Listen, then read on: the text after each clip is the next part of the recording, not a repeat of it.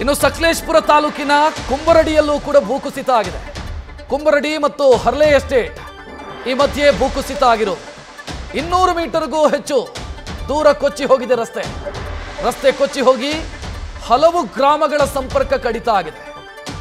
ಭೂಕುಸಿತ ಆದಂತ ಪರಿಣಾಮ ಗ್ರಾಮಗಳಿಗೆ ಸಂಪರ್ಕ ಸಾಧಿಸುವುದಕ್ಕೆ ಸಾಧ್ಯ ಆಗ್ತಾ ಇಲ್ಲ.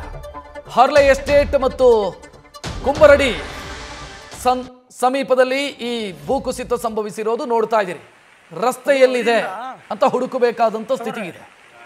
ಇದಕ್ಕೂ ಕೂಡ ಅವೈಜ್ಞಾನಿಕ ಕಾಮಗಾರಿ ಕಾರಣ ಅಂತ ಸ್ಥಳೀಯರು ಹೇಳ್ತಾ ಇದ್ದಾರೆ. ಎತ್ತಿನ ಹೊಳೆ ಯೋಜನೆಗಾಗಿ ಕಂಡಲ್ಲಿ ಕಾಮಗಾರಿಗಳನ್ನ ಮಾಡಿದ್ದಾರೆ. ಅದು ಅವೈಜ್ಞಾನಿಕವಾಗಿ ಆಗಿದೆ ಆ ಕಾಮಗಾರಿ. ಅದರ ಪರಿಣಾಮ ಈ ರೀತಿ ಆಗಿರೋದು ಅಂತ ಸ್ಥಳೀಯರು ಆರೋಪವನ್ನ ಮಾಡ್ತಾ ಇದ್ದಾರೆ. ನೋಡ್ತಾ ಇದ್ದೀರಿ ದೃಶ್ಯಗಳಲ್ಲಿ. ಸದ್ಯ ಸಂಪೂರ್ಣವಾಗಿ ರಸ್ತೆ ಕುಸಿತವಾದಂತ ಪರಿಣಾಮ ಹಲವು ಗ್ರಾಮಗಳ ಸಂಪರ್ಕ ಕಡಿತ ಆಗಿದೆ. ಈ ಬಗ್ಗೆ ಹೆಚ್ಚಿನ ಡೀಟೇಲ್ ನೀಡೋದಕ್ಕೆ ನಮ್ಮ ಪ್ರತಿನಿಧಿ ಕಿರಣ್ ಫೋನ್ ಸಂಪರ್ಕದಲ್ಲಿ. ಕಿರಣ್, ದೃಶ್ಯ ಗಮನಿಸ್ತಾ ಇದ್ದೀವಿ. ಏನ್ ಕಾರಣ ಅನ್ನೋದರ ಬಗ್ಗೆ ಸ್ಥಳೀಯರು ಏನ್ ಹೇಳ್ತಾರೆ, ಏನಕ್ಕಾಗಿ ಈ ರೀತಿ ಆಗಿದೆ ಅಂತ?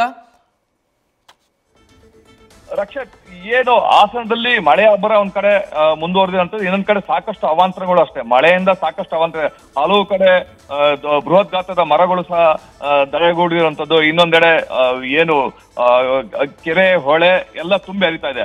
ಇನ್ನೊಂದೆಡೆ ಸಕಲೇಶಪುರದ ಕಂಬಡಿ ಸಮೀಪ ಸಾಕಷ್ಟು ಸುಮಾರು ಅರ್ಧ ಕಿಲೋಮೀಟರ್ ಗಟ್ಟೆ ಏನ್ ಎಸ್ಟೇಟ್ ಇದೆ, ಆ ಎಸ್ಟೇಟ್ ಬಳಿ ಸುಮಾರು ಒಂದು 200 ಇಂದ 500 ಮೀಟರ್ ಭೂಕುಸಿತ ಉಂಟಾಗಿದೆ. ಸಂಪೂರ್ಣವಾಗಿ ರಸ್ತೆ ಏನು ಅಕ್ಕಪಕ್ಕದಿರುವಂತ ತೋಟಕ್ಕೆ ಹೋಗಿದೆ ಅಂತಾನೆ ಹೇಳ್ಬೋದು. ಇಲ್ಲಿ ಅಂದ್ರೆ ಈ ಕಂಬಡಿಯಿಂದ ಸಾಕಷ್ಟು ಗ್ರಾಮಗಳಿಗೆ, ಸಕಲೇಶಪುರ ಸಾಕಷ್ಟು ಗ್ರಾಮಗಳಿಗೆ ಇದೇ ರಸ್ತೆ ಮೂಲಕ ಹೋಗ್ಬೇಕು. ಆದ್ರೆ ಈ ಹಾರ್ಲೆ ಎಸ್ಟೇಟ್ ಮಧ್ಯ ಸಂಪೂರ್ಣವಾಗಿ ರಸ್ತೆ ಕುಸಿಸಿ ಒಂದ್ ಕಡೆ ಸೈಡಿಗೆ ಹೋಗಿದೆ, ಕೊಚ್ಚಿ ಹೋಗಿದೆ ಅಂತ ಹೇಳ್ಬೋದು.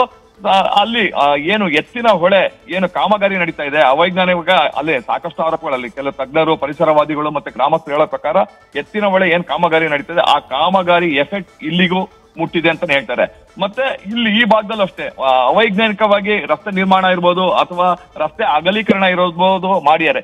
ಈ ಕಾರಣದಿಂದಲೇ ಇವೆಲ್ಲ ಅವಘಡಗಳು, ದುರಂತಗಳು ಸಂಭವಿಸ್ತಾ ಇದೆ. ಇದಕ್ಕೆಲ್ಲ ಕಾರಣ ಸಂಬಂಧಪಟ್ಟ ಅಧಿಕಾರಿಗಳು ಮತ್ತೆ ಜಿಲ್ಲಾಡಳಿತ ಅಂತ ಗ್ರಾಮಸ್ಥರು ಮತ್ತೆ ಪರಿಸರವಾದಿಗಳು ಅವರ ವಾದ ಆಗಿದೆ. ರಕ್ಷತ್, ಧನ್ಯವಾದ ಕಿರಣ್ ಮಾಹಿತಿಗೆ. ಅದು ಅಡಿಂದ ನ್ಯೂಸ್ ಫಸ್ಟ್ ನಿರ್ಭೀತಿಯಿಂದ ನಿಮ್ಮ ಪರವಾಗಿ.